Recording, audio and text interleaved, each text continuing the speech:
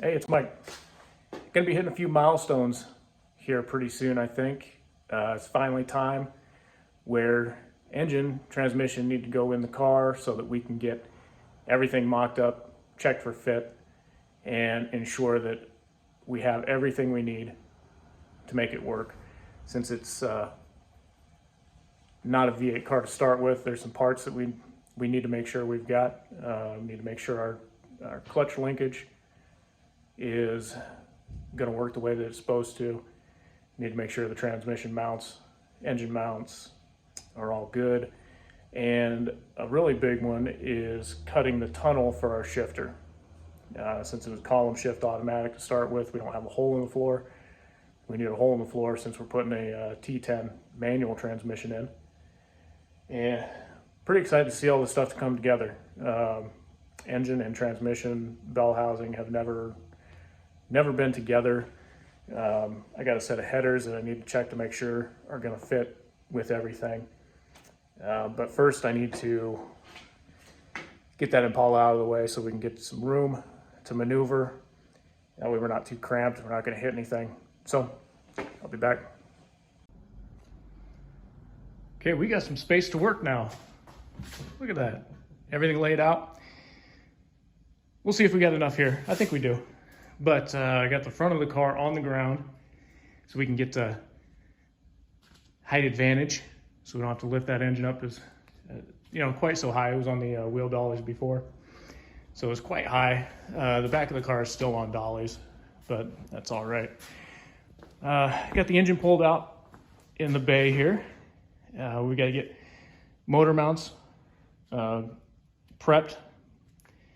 Got this new set of motor mounts. The ones I had turned out to be for the big AMC cars, which are real big.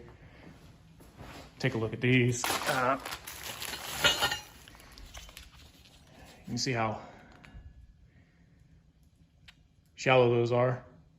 These are pretty nice. And then, well, the other ones are about 3 times as tall. But you'll see them. We'll probably splice in some photos so you can see the difference of them. But we got new motor mounts, got new trans mount. Oh shoot, here they are. You can see the difference in depth. So quite a bit deeper those big cars are. Anyway, we got new mounts. Got new rubber pads. Got the transmission here, pretty greasy, so I want to get a little bit of the grease cleaned off of that before we start slapping it up in the bottom of the car. And got the transmission, the bell housing sitting out.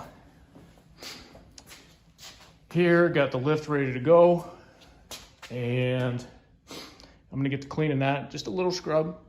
We're not doing a detail because I'm gonna be rebuilding that transmission here soon. And then I'll probably do a real nice detailed job on it then.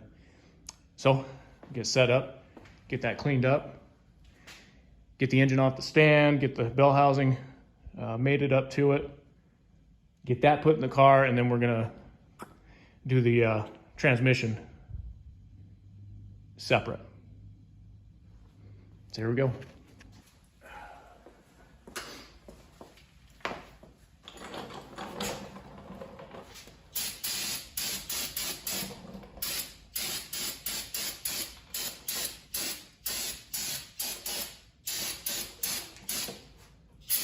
This real cheap O'Reilly brake clean.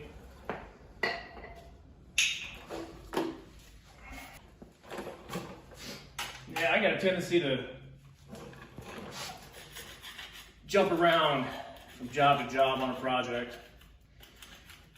just based on what I'm feeling is convenient at the time. But this is one of those jobs that's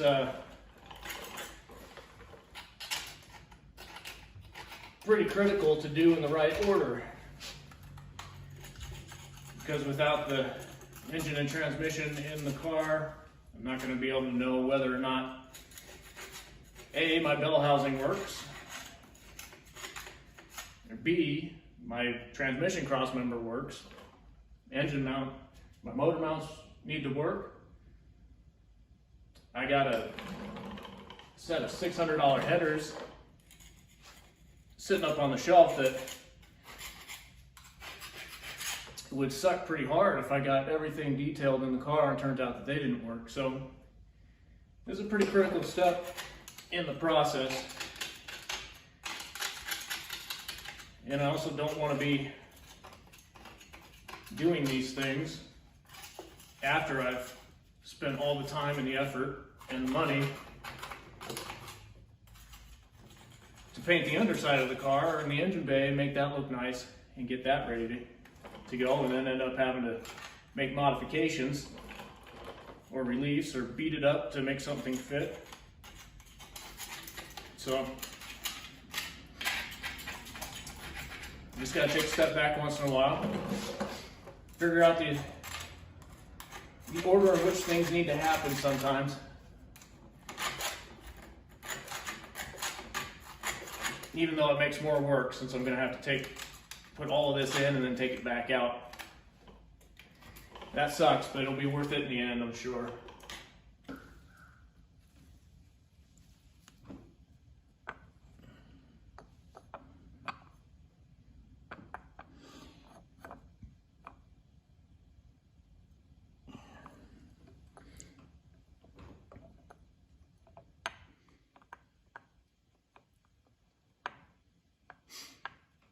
Okay, that may not be the side. Let's see how the other side fits. If it fits. There's a couple of different. I'm not convinced here that that's it. So that's not it.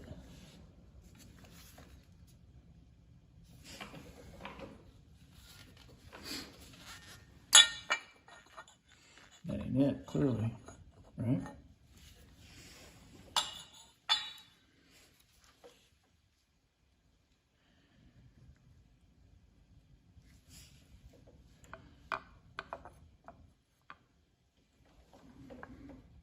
So this is hitting my pan, which ain't no good.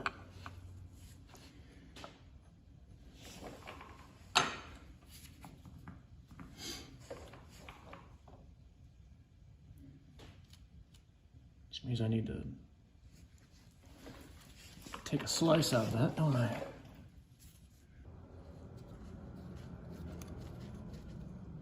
Yeah, that would take about, well, I'll just sand out a little groove there.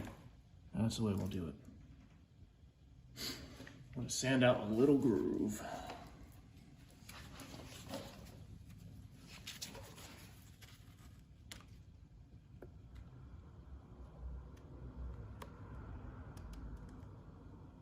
It doesn't have to be too big. Got a little mark there. Get that done.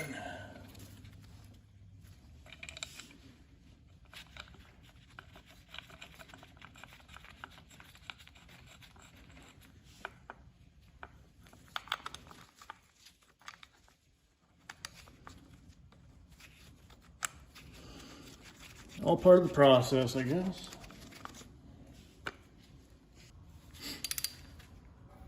All right, good enough for the mock-up.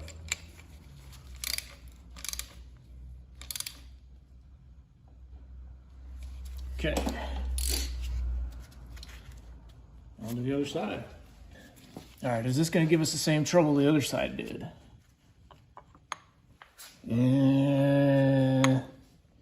Yes. Yes, it is. So, let's get our... Yeah, I don't know why we would expect anything less. Because that's the way aftermarket parts work, is that right?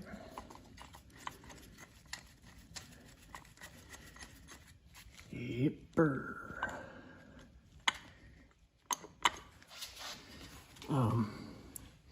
This also hits, well, this actually might be a different issue. No, we got the same issue. So we got two issues. We've got a clearance issue right here on this side, and then of course hitting the oil pan before we're touching the block there. So let's just get that marked and grooved out. Yes. Okay. I mean, that's the type of stuff I don't care for with aftermarket parts, man. Gotta, if you're gonna take the time to make a part and make it good, right? Why would you spend all the time to make a part that was gonna be a piece of crap?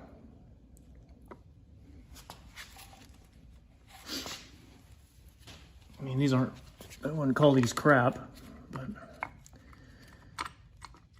clearly they don't fit out of the box.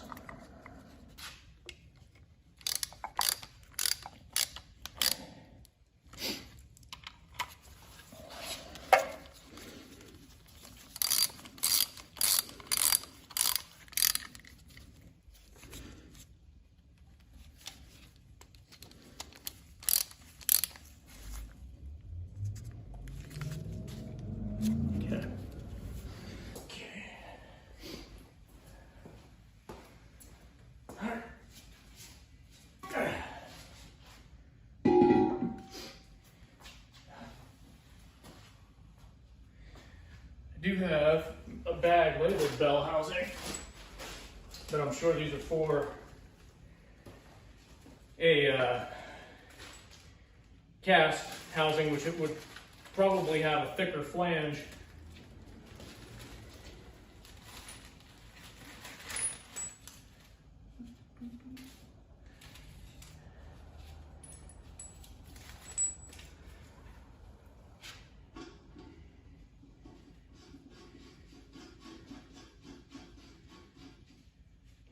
Yep, those bottom out. Two sizes of bolts for this bell housing. We got bigger 7/16 here, and these are through holes, so this can be long. This dowel is going to have to be cut off because I think it's going to stick out through the. It's thicker than the flange of the bell housing, so I'll have to mark those and cut them. I do believe, which is not great, but it is what it is.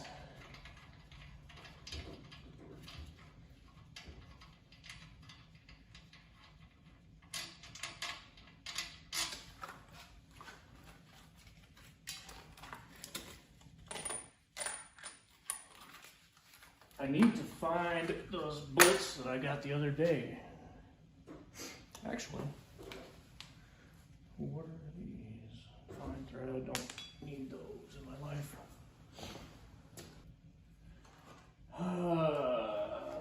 Those are gonna be too big.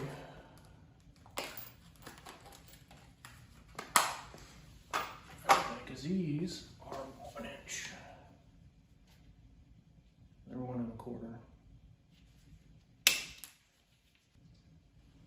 All right, well, I got to scrounge some bolts. Be back when I got them.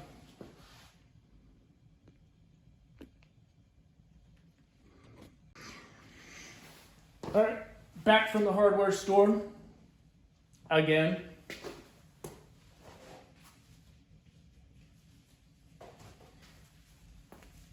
Feels like 15th time today, but that's okay. We're gonna make it happen. Making it happen. But you never know, you really don't know what you're gonna need until you get putting stuff together, right? So what I did, I picked up some 3/8 by 1 inch. The other bolts I had, these are 1 1/4. Much too big. These ought to be a lot better for us.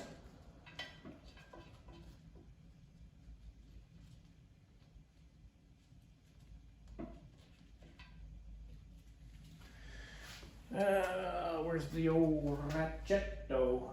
I feel like I need a bigger, longer extension, yeah.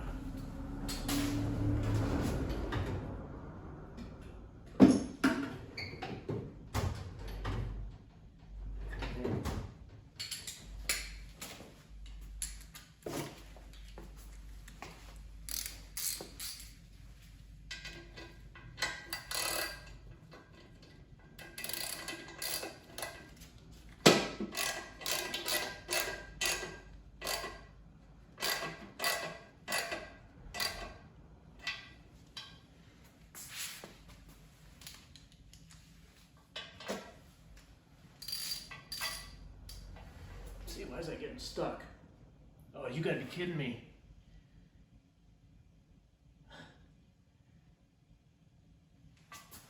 You wouldn't believe me if I told you.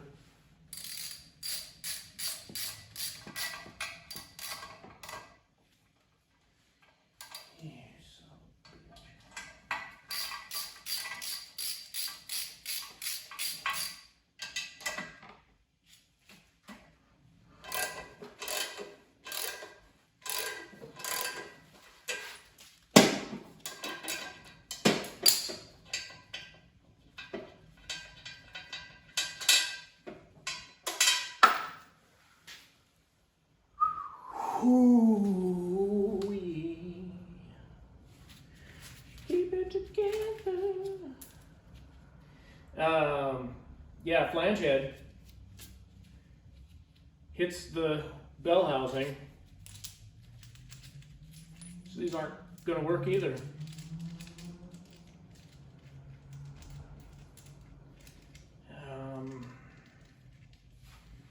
I did get some washers.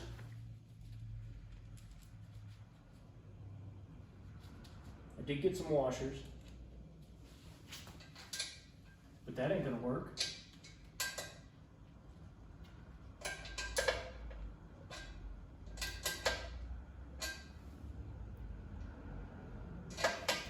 Because that puts it off center. No way that's gonna work.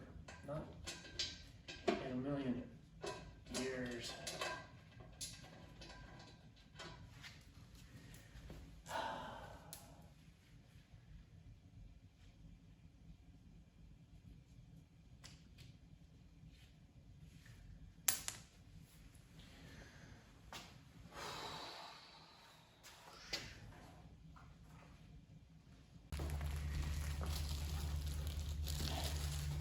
Back again, and there is no way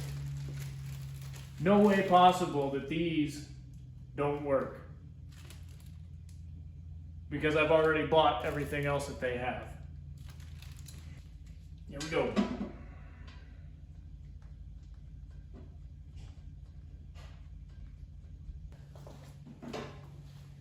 A little off the hole.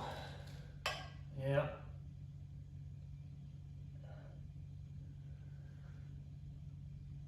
So we'll remember that. I'm gonna have to hog that hole out of the spacer a little bit. For our mock-up, these 3 bolts are gonna be just fine. They'll be just fine. So we'll keep trucking along.